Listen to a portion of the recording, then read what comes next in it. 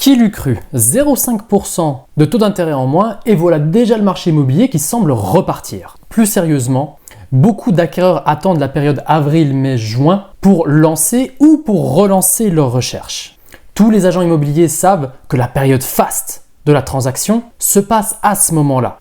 Pourquoi? Tout simplement parce que les familles anticipent la rentrée de septembre et étant donné qu'il y a 3 mois entre un compromis et un acte authentique, eh bien évidemment qu'on a plus d'activité à ce moment-là précisément.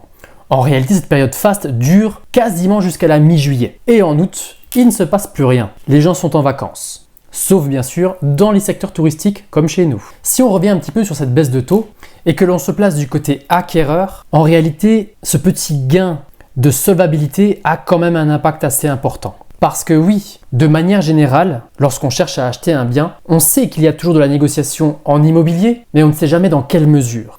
Et donc du coup, les acquéreurs recherchent systématiquement et très régulièrement des biens qui sont dans leur budget, ou en tout cas qui n'en sont pas loin. C'est pour ça qu'en réalité, un prix qui est mal affiché par un vendeur va, dans le meilleur des cas, pas avoir d'offre, mais dans le pire des cas, pas avoir de visite du tout.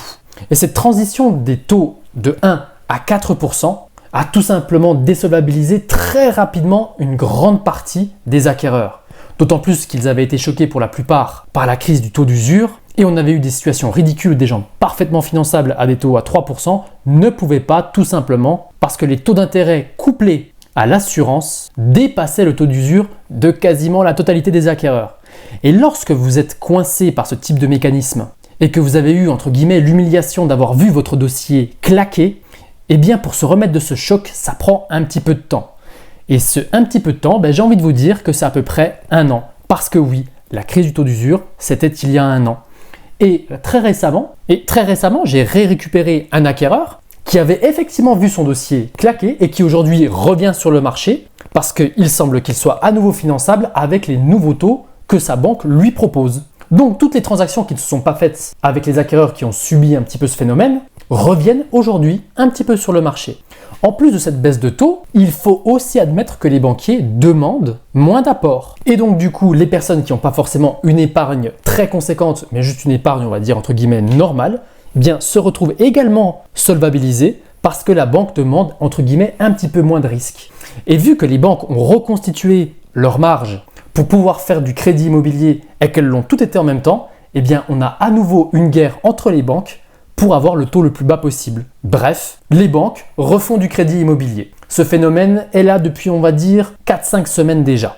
Du côté vendeur, on a donc une petite lucarne de tir pour profiter de cette resolvabilisation des acquéreurs.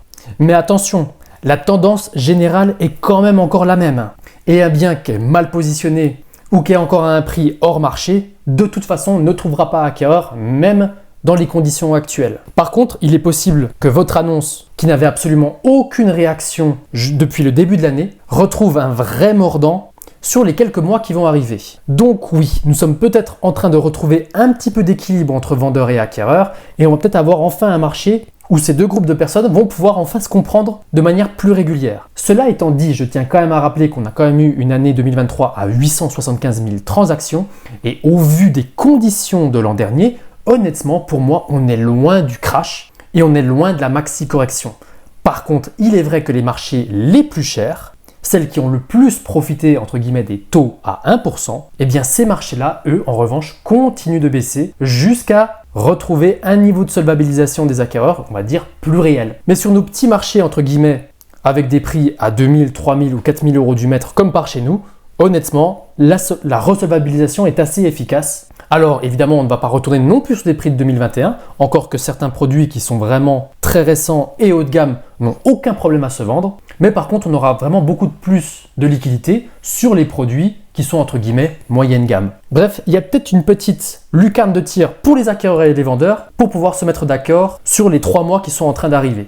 Je ne sais pas si les taux vont continuer à baisser, s'ils vont se stabiliser ou s'ils vont remonter. Toujours est-il qu'aujourd'hui la situation est celle-ci. Donc, mesdames et messieurs les acquéreurs, je vous invite à ne pas traîner pour faire vos négociations parce que je pense que vos marges seront de plus en plus réduites sur les 3 mois qui vont arriver. Et mesdames et messieurs les vendeurs, je vous invite à pratiquer des prix agressifs de manière à profiter de cette petite recevabilisation des acquéreurs. Je pense pas qu'on aura vraiment un rebond au niveau des prix. D'ailleurs, la tendance est toujours baissière.